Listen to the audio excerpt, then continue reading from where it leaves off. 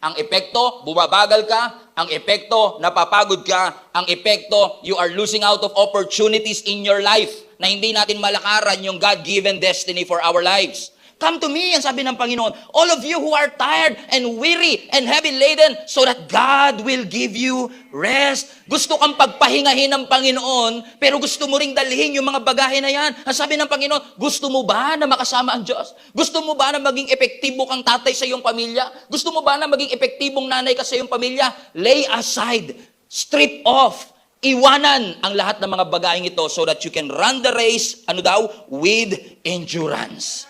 Sabi ng Lord, iwanan na eh. Ano ang dali natin? Testimony, miracle. Ano dali natin?